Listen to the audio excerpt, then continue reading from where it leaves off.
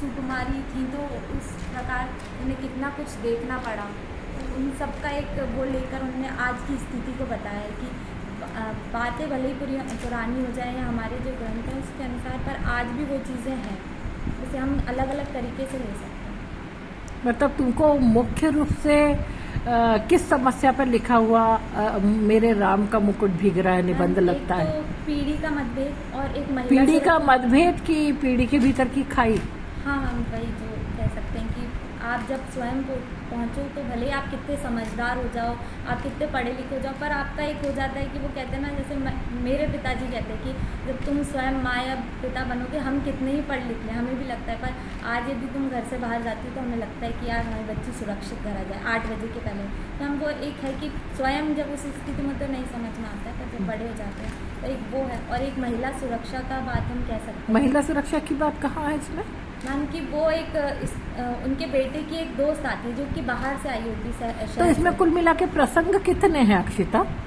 Ma'am इसमें बहुत देखने पे मैम गहराई में बहुत प्रसंग है, जिसमें फिर भी तुम्हारे हिसाब से 10 के नाम बता दो। 10 हैं होंगे कि मैम लेखक की एक तो अकारण चिंता, दूसरा रात का वातावरण, वो ऐसा नहीं कि सिर्फ औरतों के लिए, नॉर्मल भी लोगों के लिए सही नहीं होता है।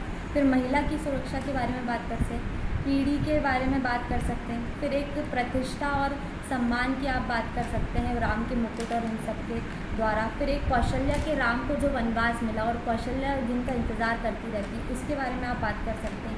और कह सकते हैं कि हर राम को वनवास होता ही है राज्याभिषेक के पहले। और फिर एक कि हर राम को वनवास होता ही है, ये इसके पीछे क्या उद्देश्य होगा अब मिश्रा जी का बोलने का? हम ये कि जब यदि कोई बच्चा घर से बाहर भी जा रहा है तो वो एक वनवास ही है, क्योंकि वो स्वयं के घर में नहीं रहता और उसे बहुत सी चीज़ें ऐसी देखनी पड़ती है। जैसे मैम मैंने एक पढ़ा था, तो जब कौशल्या, हम अभी 20 साल पढ़ रहे हैं, तो कौशल्या अपने राम से कहती कि जब तुम वन जाओ तो वहाँ पे जो वन की देवी है, वन के देवता, उन्हें अपने माता पिता मानना। तो जब आप कहीं और जा रहे होते तो आपके स्वयं के माता पिता नहीं होते, पर आप वहाँ जाते हो, वहाँ पे आप अपने हिसाब से चीज़ों से सेटल होना सीखते हैं। तो वो एक प्रकार का, यदि आज मैं सेटल होने को क्या कहेंगे? शब्द आ नहीं पाते बोलते बोलते।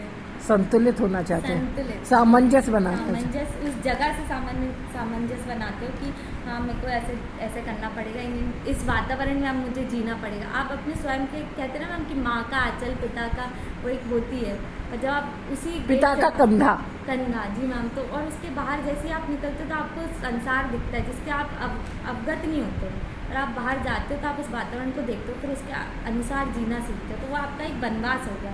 फिर आप रह के सब कुछ, फिर बोलते हैं कि आप सीख कर आ जाते हो वापस और फिर अपने माता पिता से मिलते हो, तो वो एक वनवास से आपका वापस आना हुआ। फिर आपका राज्याभिषेक की, आप जॉब लगी। अब चलो मैं समझ गई कि तुमने इसको पढ़ा है। अब तुम बताओ तुम्हारे हिसाब से तुम्हारा विषय क्या होना चाहिए? ज्यादा छूता शब्द आज के संदर्भ में ज्यादा अच्छा शीर्षक क्या होगा इसका?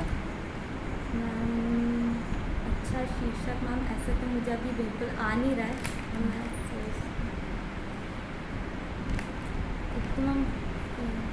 या फिर कौशल्या के राम भी कह सकते हैं मैम, पर उसके लिए बहुत अलग हो जाएगा, अभी ऐसे ध्यान नहीं आ रहा। या राम का वनवास, या फिर राम का मुकुट भीग रहा है कि प्रासंगिकता, जी मैम, समसामयिकता। जी मैम, राम का मुकुट भीग रहा है पीढ़ियों की खाई का लेखा जोखा, जी मैम, है ना? तो इन विषयों को लिखिए। आपका वीडियो मैं भेज रही हूँ ग्रुप में।